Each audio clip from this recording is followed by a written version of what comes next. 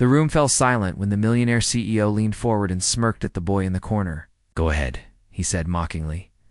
"Fix this top-secret device. Impress me." Everyone laughed, expecting the quiet kid to fail.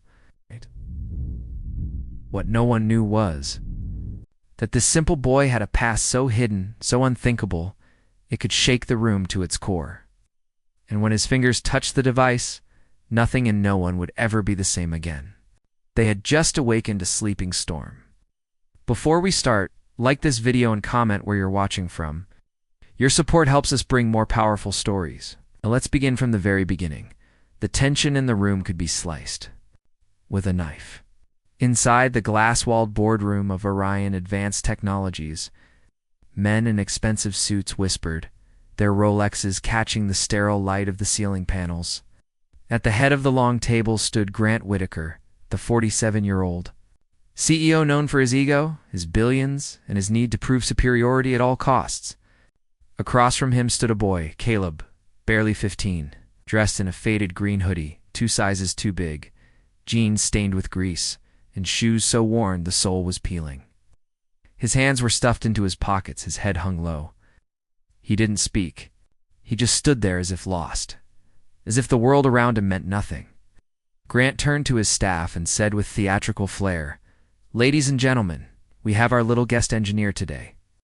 Someone told me he is a natural-born genius, so I thought, why not give him a real challenge?" He pressed a button, and the center of the table opened, revealing a high-security containment vault. From within, a technician brought out a sleek, alien-looking device with hundreds of copper wires and glowing blue circuits. The room gasped. This, Grant declared, is the prototype communication module designed for deep space operations. It took our top scientists 3 years to develop, and now it is dead, corrupted, useless. He looked at Caleb and grinned. "So, Caleb, fix it. You have 20 minutes. If you cannot, you go back to wherever it is you came from." Laughter erupted in the room. One of the engineers whispered, "This is cruel." Another responded, "Relax. It is just a joke. The boy will freeze, and it will all be over." But Caleb did not freeze. He stepped forward slowly, calmly, as if this was not the first time he had seen something like this, as if the complexity of the machine meant nothing to him. He reached into the device toolkit, selected 3 tools without hesitation, and knelt by the device. A few in the room stopped smiling. Grant's grin faltered for a moment. "You sure you know what you're doing, kid?" Caleb finally looked up. His voice was soft but sharp, like ice. "Do you?" And with that, he cracked open the shell of the module, exposing an internal system so advanced that most of the room could barely comprehend what they were seeing. What no one knew, what even Caleb had tried to forget, was that this technology was his father's design stolen, covered up. And now the son had returned to touch the very blueprint born in his childhood. As his fingers moved, the lights in the room flickered. Something deeper was awakening. The room that once echoed with laughter had now turned into a pressure chamber. Not a single breath felt casual anymore. The men who were joking seconds ago now stood rigid, eyes glued to the boy whose fingers danced through wires and microchips like he had written their language himself. Caleb's eyes remained focused, his expression unchanged. It was not arrogance, it was not fear, it was something far more dangerous: certainty. Grant Whitaker tried to play it cool, sipping from his designer coffee mug, but the tremble in his hand betrayed him. He glanced at Marcus, his head of engineering, and whispered without moving his lips, "What is he doing?" Marcus leaned in, squinting. He just bypassed the dead voltage regulator and replaced a neural loop without a schematic. That should not be possible. Grant's lips parted, but no sound came out. The tension in his jaw was now visible. The boy had only been at it for 3 minutes. One of the junior engineers, a woman named Harper, stepped forward instinctively, unable to stop herself. "Who taught you this?" Caleb did not look up. "No one." She frowned. "Then how are you?" "I watched it being built," he said calmly. Gasps rippled through the room. One of the senior developers dropped his pen. The only people who had ever seen the internal framework of this prototype were those directly involved in its design. That list was classified. He was not supposed to exist, let alone know how to interface with something that had never been published. Grant tried to reassert control. You mean you saw a YouTube video? This is top-level technology. You could not possibly... ... Caleb turned one dial. A sharp beep echoed, then another. Lights on the panel surged to life. Symbols danced across the holographic interface. He adjusted a copper relay, clicked 2 modules into place, and twisted a final screw. The hum started low, almost like a whisper. Then it grew like an engine stirring awake after centuries of silence. A glowing ring appeared above the device, casting a soft blue light onto Caleb's face. "What is responding?" Marcus said under his breath. He brought it online. The room had never been this quiet. Grant's face was pale now. His lips moved, but no sound left them. For a man who built empires off confidence, he looked like a child lost in the woods. Caleb finally stood up. He stepped away from the device and looked around the room slowly, one face at a time. "You should not have stolen it," he said. Blinked. "What are you talking about?" Caleb reached into his pocket and pulled out a small, wrinkled photograph. He unfolded it with care. It showed a mantle, bearded, kind eyes. In his arms, a much younger Caleb, maybe 6 years old, smiling. Beside a workbench covered in blueprints. "This is my father," Caleb said. "His name was Isaac Lennox. He designed this." Grant's face dropped like a stone into silence. "No," Grant whispered. "That is impossible. Lennox died before ... double quotes, before he could patent it." "Before he could expose what your company did to him," Caleb interrupted. His voice was still calm, but there was steel beneath it now. "We trusted the wrong people. He died in a fire that should never have happened, and you erased his name from everything. But I did not forget. I rebuilt it from memory." The glow from the device pulsed like a heartbeat. "And now," Caleb said, "you will remember who really built it." The silence that followed was heavier than any explosion. The silence inside the boardroom was so complete, it felt like time had stopped. No one moved. No one even breathed too loudly. The once booming ego of Grant Whitaker now looked like a collapsing structure, cracking at the foundation.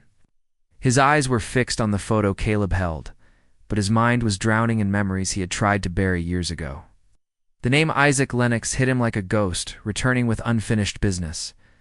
Caleb gently placed the photograph on the table, right beside the humming device he had just revived. The soft blue glow of the module cast a subtle light over the picture, illuminating the eyes of the man in its eyes full of passion, brilliance, and trust. Trust that was betrayed. Harper stepped forward slowly, her voice barely more than a whisper. "I remember that name, ... Lennox. My father mentioned him once. Dad said he was a legend, but he vanished." "He did not vanish," Caleb replied, still calm. "He was erased." Marcus looked shaken. "He said he rebuilt this from memory. How?" Caleb's gaze did not shift. "He raised me in his lab. While other kids learned in cartoons, I learned circuits. While others played with toys, I played with components. He did not just build devices. He taught me to understand them beyond the manuals, beyond the diagrams. I memorized his sketches before I could write my name. And when he died, I remembered everything." The room's energy shifted. This was no longer a moment of curiosity. It had become a reckoning. Grant stepped forward, trying to compose himself. His voice cracked. "You do not understand how complicated things were. Your father was brilliant, yes, but unstable. Refused to sign with us. He refused to sell out." Caleb corrected sharply. Grant's lips tightened. He did not trust the system. He believed he could control everything. The fire, it was a tragedy, but it was not our fault. Caleb's eyes narrowed, but he did not respond. Instead, he walked back to the device. The ring of light above it now hovered steadily. From the corner of the table, a nearby console began to buzz, then projected a live 3D schematic into the air. The design was complete, detailed down to its encrypted core. Engineers in the room looked at each other, stunned. Marcus stepped closer. This data is not just blueprints. It is advanced AI-assisted learning. It is predictive. It evolves with use. Harper gasped. It is decades ahead of what we have. Caleb nodded slowly. Because my father did not design it for profit. He designed it for the future. For connection. For purpose. He tried to turn it into a weapon. Grant's voice turned sharp again, defensive. Do you have any idea how much this technology is worth? What governments would pay for it? That is why you were never worthy of it, Caleb replied. It was never about money. It was about meaning. Suddenly, the projection on the screen shifted. An alert began to pulse in red. Then came a voice, artificial, female, and calm. Authentication detected. Welcome, Isaac Lennox Jr. Everyone froze. The device had recognized him not just his movements, not just his work, but his identity. The blueprint had embedded biorecognition. Protocols. It had known the son of its creator the moment he touched it. Grant stumbled backward, nearly knocking over his chair. Hard-coded legacy access. Marcus whispered in awe. He is the only one who can control it. Caleb looked. Around the room? No longer the quiet kid in the hoodie. No longer the target of jokes. He was something else now. Something undeniable. You built a throne of stolen bricks, he said. But the foundation remembers its builder. The room remained frozen, the truth hanging heavier with every second. The air in the boardroom now felt electric. The glow from the top-secret device cast moving shadows on the faces of those who had once laughed at Caleb. Their expressions were no longer smug or amused. They were stunned, ashamed, and perhaps, most of all, afraid. Not of the boy, but of the truth he had dragged into the light. Caleb had not just revived a machine. He had revived a legacy that was never supposed to return. Grant took a step back and gripped the edge of the table, his knuckles turning white. You cannot just walk in here and accuse me of theft. Do you have any idea who I am? What I have built? Caleb tilted his head slightly, studying him. Built nothing. You took. You covered your tracks. You hired people to rewrite history. But you forgot one thing. He stepped forward and tapped the activated console beside the device. Machines do not lie. They remember. They do not protect reputations. They protect data. Harper glanced at the screen again. This file, it is encrypted. Deep-level signatures. It has timestamps from over a decade ago. Lennox's biometric tags are all over it. This is irrefutable proof. Grant's voice wavered. This was not supposed to happen. That data was buried. You buried it, Caleb corrected, but not deep enough. Suddenly the screen flickered again. Another archive opened, this time a video log. Static at first, then a clear image. The screen showed Isaac Lennox, alive and well, seated in his lab. His voice echoed across the room. If you are watching this, then I am gone, and my son has found what was taken. Caleb, I built this with the hope that one day you would finish what I started. They will try to twist the truth, but this technology was never meant for war. It was meant to unite, to heal, to empower minds across space and time. Do not let them corrupt it. The room was so quiet, the hum of the ceiling lights sounded like thunder. Caleb looked at the engineers, his voice steady but fierce. You all stood by while they erased my father. Now you built your careers on his silence. But I will not stay silent. Marcus stepped forward, eyes fixed on the screen. I did not. No, you did not ask, Caleb replied. You saw something was wrong, and you turned away. Harper looked at Grant. Cannot hide this anymore. This footage alone could destroy everything. Grant's face twisted with desperation. You want money? Power? A position? You can have it. Just walk away. Forget this ever happened. Caleb stared at him like he was looking through glass. You think this is about revenge? It is not. This is about restoration, about truth. He tapped one final key on the console. The device emitted a low chime. Then across the walls, all projectors activated. Every screen in the building began displaying the files, blueprints, emails, contracts, hidden code, and security footage. Every secret Grant thought was buried now, played like a silent confession. Somewhere downstairs, security alarms began to ring. Grant shouted, "Shut it down, now." But it was too late. Caleb had hardwired the broadcast into the building's emergency protocol. The engineers stared at him, and something shifted. They did not see a child anymore. They saw a force of clarity, a storm of justice wrapped in a teenager's frame. "You wanted to test me," Caleb said. "You wanted to mock the boy from nowhere. But I was never lost. I was waiting. And now the world will know." The alarms blared through the building like the final cry of a crumbling empire. Every screen in the facility now glowed with the truth. Contracts with forged signatures, emails confirming bribes, hidden files showing how Isaac Lennox's name had been removed from patents and replaced with corporate aliases. Security personnel rushed into the boardroom, but then froze when they saw what was playing on the wall's monitors. Even they could not look away. Caleb did not move. He stood in the center of the room like he had always belonged there. Around him a storm swirled. Panic, disbelief, denial. But he remained still, focused, unshaken. Marcus backed away from the console, his voice trembling. "This is bigger than all of us. If this gets out, Grant's company is finished. Lawsuits, criminal investigations, careers ruined." Grant slammed his fist on the table. "Turn it off. Shut everything down." He pointed at the security team. "Remove him now." The guards looked at each other hesitantly. One stepped forward, but Caleb raised his hand, not in fear, but with authority. "Loses power," Caleb said calmly. "The files are not just on this system. If they are in the cloud, programmed to go public in 30 seconds unless I cancel the upload." The guard stopped in his tracks. Grant's voice broke. "What do you want?" Caleb took a breath, then spoke with absolute clarity. "I want the world to know the truth. I want my father's name restored.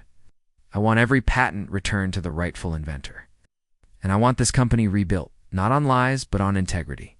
"You think this is how the world works?" Grant snapped. "There's no room for purity in this industry. There is only leverage. You cannot win by playing fair." Caleb looked him dead in the eye. Then it is time someone changed the game. Device beside him pulsed again. The artificial voice returned. "Upload complete. Public access enabled." Grant stumbled back, defeated. The weight of everything he had built now pressed down like a tidal wave. His empire, once untouchable, was disintegrating in real time. Employees were already checking their phones. News alerts began to flood in. Harper stepped beside Caleb, placing a hand gently on his shoulder. "What you did today, it is brave. And it is needed.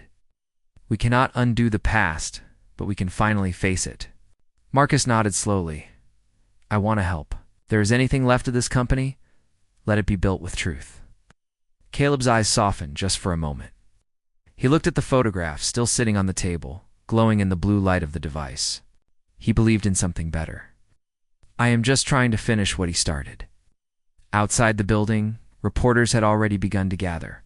Helicopters circled overhead. The story was spreading like wildfire, not just about the scandal, but about the boy who exposed it, the boy who walked into the lion's den and emerged with the roar of justice behind him. As Caleb walked through the lobby, dozens of employees watched in silence.